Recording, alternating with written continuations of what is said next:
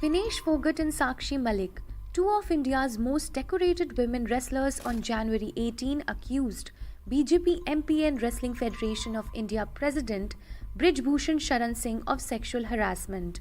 The wrestlers staged a dharna at Jantar Mantar in New Delhi and addressed the media on behalf of the women wrestlers allegedly exploited.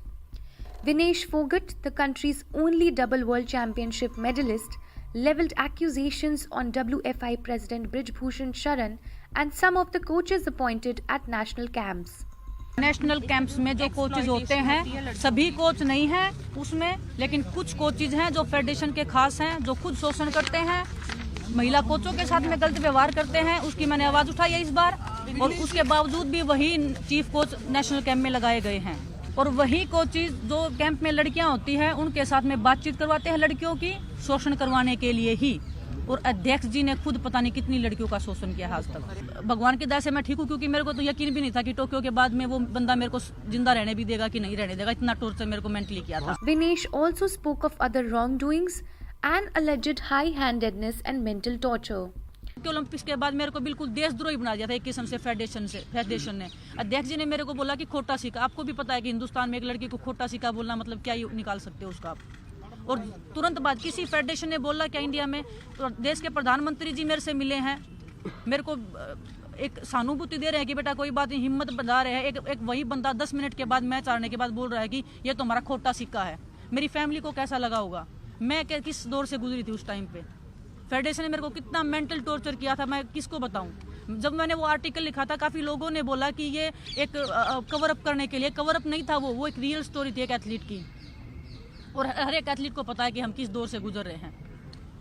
इतना mental torture हुई थी कि मैं मरने तक की stage तक चली गई थी। मैं हर दिन खुदकुशी करने की सोच रही थी। क्या मैं अगर मेरे को कुछ हो जाता, मेरी फैमिली क्या करती, मतलब मेरे बाद कौन जिम्मेदारी लेता है इस चीज़ की। और मैं आज भी बोल रही हूँ, अगर किसी भी खिलाड़ी को कुछ भी होगा रेसलिंग में, तो प्रेसिडेंट, देश जो हमारे रेसलिंग प्रेसिडेंट है वो जिम्मेदार रहेंगे, हमारी फेडरेशन जिम्मेदार उस चीज़ की। India's lone Olympic medalist Sakshi Malik was also present at Jantar Mantar. Olympic medalist Bajrang Punia was also present to support the wrestlers and protested against what they called the dictatorial ways of the federation. जो federation है उसका बदलाव हो, और प्रधानमंत्री जी ने हमेशा खिलाड़ियों का सपोर्ट किया है, और हमें उम्मीद है कि अब भी वो हमारा सपोर्ट करेंगे, और ये समाधान प्रधानमंत्री जी और गृह मंत्री जी जरूर करेंगे। हम अपने लिए नहीं लड़ रहे हैं, हम अपनी कुश्ती को बचाने के लिए लड़ रहे हैं। Following the accusation, Brij Bhushan Singh responded and asked if anyone barring Vinesh has come forward with allegations of sexual harassment. सबसे बड़ा जो आरोप विनेश ने लगाया है, क्या सामने कोई है? मैं कहना चाहता हूं कि सामने कोई है कि जो कह दे कि फेडरेशन ने कभी किसी खिलाड़ी का शोषण किया हो। क्या सामने नहीं होना चाहिए कोई? सामने तो होना चाहिए, कोई तो होना चाहिए सामने, कि सांसद जी ने, ब्रिजभूषण सिंह जी ने, फेडरेशन के जो अध्यक्ष हैं, उन्होंने फला खिलाड़ी का शोषण किया है। सामने होना चाहिए, नहीं होना चाहिए। और अगर इतनी दिक्कत थी फेडरेशन से, तो 10 साल से ये दिक्कत क्यों नहीं हुई? दिक्कत तब होती है जब फेडरेशन एक नियम बनाती है। Swati Maliwal, the chairperson of Delhi Commission for Women, has issued a notice against Brij Bhushan Singh. मैं बहुत ही ज्यादा हैरान हूँ जिन शेरनियों ने हमारा नाम ओलंपिक्स में रोशन करा है, इस देश को इतने ऊंचे मुकाम तक पहुंचाया है। आज उन शेरनियों को जंतर मंतर पे रोना पड़ रहा है और न्याय की गुहार लगानी पड़ रही है। मेरे हिसाब से इस देश के लिए इससे ज्यादा शर्मनाक कुछ नहीं हो सकता। हमने दिल्ली पुलिस को नोटिस इशू करा है और केंद्र सरकार के यूनियन स्पोर्ट्स मिनिस्ट्री को नोटिस इशू करा है। इस केस में तुरंत न्याय होना चाहिए। वो जो WFI प्रेसिडेंट है, चाहे वो सांसद हो, वो अरेस्ट होना चाहिए, और जितने भी कोचेस का नाम सामने आ रहा है उन सब के ऊपर भी सख्त से सख्त कार्रवाई होनी चाहिए। हाय फ्रेंड्स, आज हम sexual harassment in sports in India के टॉपिक के ऊपर डिस्कस करेंगे, और इनकी जो लॉस है, ये सेक्सुअल हरेसमेंट के अगेंस्ट कौन सी लॉस है, और लॉस के बारे में भी डिस्कस करेंगे, और उसका लॉ का बैकग्राउंड क्या है वो भी डिस्कस करेंगे, और हमारी जो जुडिशरी है, सुप्रीम कोर्ट, वो कैसे सेक्सुअल हरेसमेंट के खिलाफ कैसे एक्ट किया है वो भी डिस्कस करेंगे, और जो एजेंसीज है, लॉ एनफोर्समेंट एजेंसीज और स्पोर्ट्स एजेंसीज, उनके अकाउंटेबिलिटी का इश्यूज क्या है, जो मतलब सेक्सुअल हरेसमेंट के खिलाफ एक्ट करने में, वो भी डिस्कस करेंगे इस वीडियो में। चलिए आगे बढ़ते हैं। सेक्सुअली हरेसमेंट जो एलिगेशंस है वो इंडिया में, इंडियन स्पोर्ट्स में कोई नई बात नहीं है, ये हर स्पोर्ट्स में आजकल पाया जा रहा है और ये लास्ट 10 ईयर से ना इसका नंबर भी बढ़ते जा रहा है। अभी देखिए मैंने कुछ एक टॉप 10 पिक किया है, जैसे नेशनल जो एलिगेशंस है जो नेशनल स्पोर्ट्स पे हिला कर दिया था, तो इसमें देखिए इंडिया के अंडर 17 वुमेन फुटबॉल टीम थी, पूरा टीम ने कंप्लेंट किया था अपने कोच के खिलाफ कि वो सेक्सुअली हरेस कर रहे हैं करके।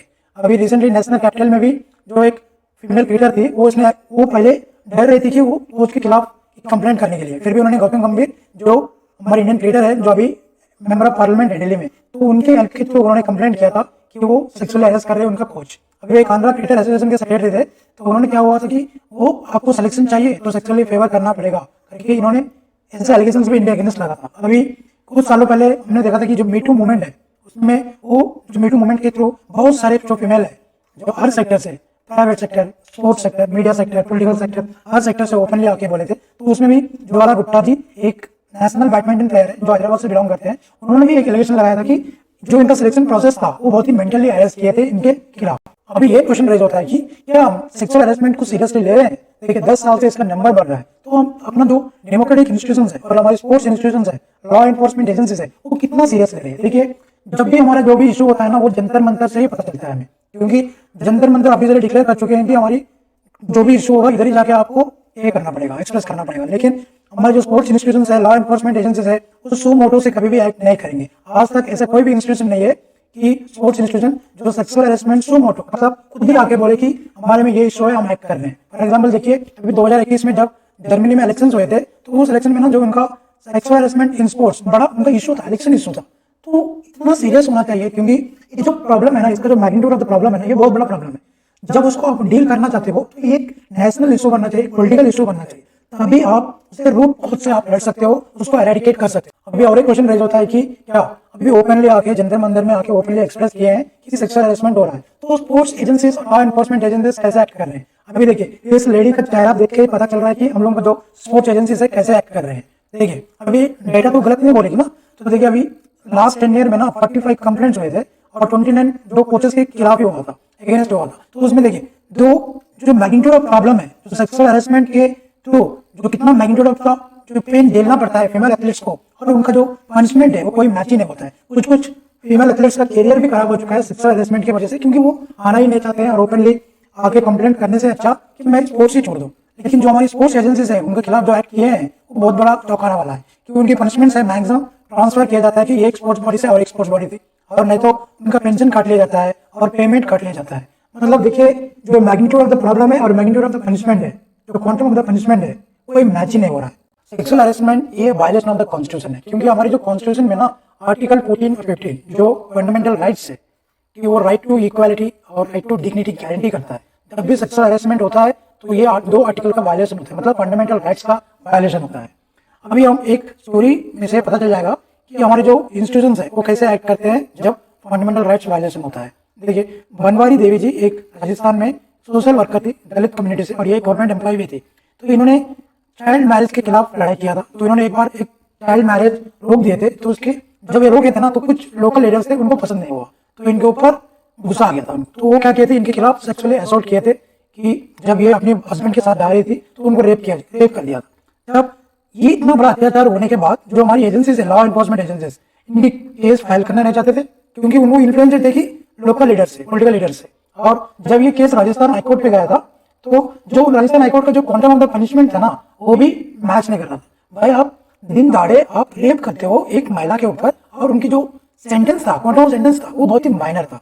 तब क्या हुआ कि ये नेशनल इशू बन गया था। तो लोगों जैसे कॉलेजेस, बड़े बड़े non government organisation, civil societies openly आके प्रोटेस्ट करने लगे। हमें पता है जब नेशनल लेवल पे प्रोटेस्ट होती है तो हमारी ऑनरेबल सुप्रीम कोर्ट आ जाती है। तो सुप्रीम कोर्ट ने क्या किया था कि एक विशाखा गाइडलाइंस, मतलब उन्होंने पब्लिश किए थे कि sexual harassment at work place को कैसे रोका जाए, मतलब कैसे उसको अगेंस्ट एक्ट किया जाए। तो ये जब लॉ आया था इसको ये मतलब जो ह्यूमन राइट स्टैंडर्ड की बेस में बनाया गया था कि जब भी कोई भी हैरेसमेंट होगा वर्क प्लेस में तो कैसे उसका जो इंस्टीट्यूशंस होते हैं, लॉ एनफोर्समेंट एजेंसीज हो जाओ, प्राइवेट इंस्टीट्यूशंस कोई भी हो, ये जो गाइडलाइंस है हर इंस्टीट्यूशंस को आर्टिकल 12 में जो स्टेट डिफाइन किया है हर इंस्टीट्यूशन को ये लागू होता है। इसमें कोई भी डिफरेंशिएट नहीं करते हैं कि प्राइवेट है, पब्लिक हो, कौन सा भी हो, तो उसको ये गाइडलाइंस फॉलो करना ही पड़ेगा। जब सुप्रीम कोर्ट ने विशाखा गाइडलाइंस पब्लिश किए थे तो अपना जो पार्लियामेंट है वो भी कुछ sexual harassment at work place act के थ्रू उन्होंने भी एक लॉ पास किया था कि उसमें उन्होंने बोले थे कि जो भी एम्प्लॉयर होता है, जो भी इंस्टीट्यूशन होता है, उसको एक इंटरनल कंप्लेंट कमिटी अपॉइंट करना पड़ेगा। जब ये ये फैसिलिटेट करती है, जब भी सेक्सुअल हैरेसमेंट होगा तो वो डायरेक्टली जाकर इस कंप्लेंट कमिटी को कंप्लेंट किया जाए। और ये जो कंप्लेंट कमिटी है, इसका सिविल कोर्ट का पावर होता है जब भी एविडेंस गैदर करने का जो भी इनका जो प्रोसीजर होता है। और स्टेट गवर्नमेंट में भी ये करना पड़ेगा, स्टेट गवर्नमेंट में एक डिस्ट्रिक्ट ऑफिसर को अपॉइंट करना पड़ेगा जो भी लोकल कंप्लेंट्स होंगे डायरेक्टली इसको देने के लिए। और जब भी कोई भी इंस्टीट्यूशन पब्लिक हो जाए, प्राइवेट हो जाए, कोई भी इंस्टीट्यूशन जब ये गाइडलाइंस फॉलो नहीं करेंगे तो वो मतलब जुडिशरी अपना पनिशेबल एक्ट कर सकती है, मतलब उनको पनिश कर सकती है। अब ये क्वेश्चन रेज होता है कि जो हमारे सेक्सुअल हैरेसमेंट एक्ट है, जो विशाखा गाइडलाइंस के बेस में बनाया था, क्या ये एनफ है कि हमें जो sexual harassment at work place को डील करने के लिए? लेकिन लास्ट 10 ईयर्स का डेटा बोलता है कि ये एनफ नहीं है। तो हमें कुछ अपडेट करना पड़ेगा इस लॉ को, कुछ स्ट्रिंजेंट मेजर्स लाना पड़ेगा, तभी हम ये जो प्रॉब्लम है इसको डील कर सकते हैं। फॉर एग्जाम्पल देखिए, सेंट्रल गवर्नमेंट ने भी एक कमिटी को अपॉइंट किया था अंडर जस्टिस वर्मा। तो वो कमिटी ने कुछ रिकमेंडेशन दिए थे। इन्होंने बोले थे कि आप जो एम्प्लॉयमेंट ट्रिब्यूनल होती है ना, उसको अपॉइंट करो। और ये ट्रिब्यूनल को ना सिविल कोर्ट से, मतलब सिविल कोर्ट को जो पावर है, जो इंटरनल कंप्लेंट कमिटी को जो सिविल कोर्ट पावर दिए थे, उससे नहीं होगा। उनको ना खुद ही अपना प्रोसेस चूज करने का फ्रीडम दीजिए। मतलब ये ओनली सिविल कोर्ट का कितना लॉ, कितना पावर होता है, जुरिडिक्शन होता है, उसी में काम करेगा। तो ये मतलब वो प्रॉब्लम को डील नहीं करेगा, तो इसको खुद ही अपना प्रोसीजर करने का फ्रीडम दीजिए, रिस्ट्रिक्टेड मत कीजिए। और इसमें और एक बड़ी बात इन्होंने बोले थे कि हम sexual harassment at work place बोलते हैं तो बड़े बड़े प्लेसेस में ही बात करते हैं कि कोई जो इंडस्ट्रीज होते हैं, इंस्टीट्यूशंस बड़े बड़े होते हैं, लेकिन हम डोमेस्टिक वर्कर्स के इग्नोर कर देते हैं क्योंकि ये एक वीकर सेक्शन से आते हैं और इनका कंप्लेंट देने में भी, मतलब कंप्लेंट दे भी नहीं सकते। तो इसलिए हमें इनको भी सेक्सुअल हैरेसमेंट एक्ट के अंदर लाना चाहिए और अवेयरनेस डेवलप करना चाहिए। और उन्होंने और एक बात बोला था कि जो सेक्सुअल हैरेसमेंट होता है उसका पूरा लायबिलिटी एम्प्लॉयर को ही लेना पड़ेगा। तो ये जो इसने रिकमेंडेशन दिया था, क्योंकि जो सेक्सुअल हैरेसमेंट एक्ट को और होलिस्टिक और मल्टी डायमेंशनल बनाया कि सेक्सुअल हैरेसमेंट का एट वर्क प्लेस को डील करने के लिए। जो हैरेसमेंट और जो एथलीट्स का हैरेसमेंट है, ये ग्लोबल पैंडेमिक बन चुका है। आप कहीं पर भी चले जाइए, कि आप डेवलप्ड कंट्री से छोड़ के डेवलपिंग, लीस्ट डेवलपमेंट, कोई भी कंट्रीज देख लीजिए आप, सेक्सुअल हैरेसमेंट जो है ना अभी बहुत बड़ा कॉमन पैटर्न बन चुका है। और इससे क्या होता है ना, जैसे नेशनल का जो स्पोर्ट्स कल्चर होता है वो तो खराब होता ही होता है, उसमें कोई डाउट नहीं है। लेकिन इसके साथ ना जो एथलीट्स होते हैं ना, उनका भी बहुत मतलब नुकसान होता है। फॉर एग्जाम्पल देखिए, इनका जो ये टॉर्चर, जो हैरेसमेंट से जो गुजरते हैं ना, तो उनका स्पोर्ट्स करियर तो खराब होता है, लेकिन उससे क्या होता है, कुछ सुसाइड भी कर लेते हैं। तो ये ह्यूमन लॉस भी होता है। तो ये सेक्सुअल हैरेसमेंट है ना, जो ये मल्टी डायमेंशनल प्रॉब्लम है। तो इस मल्टी डायमेंशनल प्रॉब्लम को डील करने के लिए हमें मल्टी डायमेंशनली एक्ट करना पड़ेगा। जो हैरेसमेंट होता है एथलीट्स को, तो इसे ओवरकम कैसे हम करें? तो इसके लिए हमें चाहिए एक मॉनिटरिंग मैकेनिज्म। जो वो मॉनिटरिंग मैकेनिज्म ऐसा होना चाहिए, ऑटोनोमस होना चाहिए और इंडिपेंडेंट होना चाहिए, तभी ये विदाउट एनी इन्फ्लुएंस काम करेगा और जस्टिस डिलीवरी एक फेयर मैनर में कर सकता है। तो हमें देखिए, इसके लिए क्या है, पहला स्टेप है जो स्पोर्ट्स एजेंसीज है ना, उन्हीं को ही पहला स्टेप लेना पड़ेगा, क्योंकि उनको सू मोटो एक्ट करना पड़ेगा। तभी ये जो सेक्सुअल हैरेसमेंट होता है फीमेल एथलीट्स के खिलाफ, उनसे बचा सकता है और एक हमारे जो नेशनल लेवल में स्पोर्ट्स कल्चर को आगे बढ़ सकता है। Thank you very much.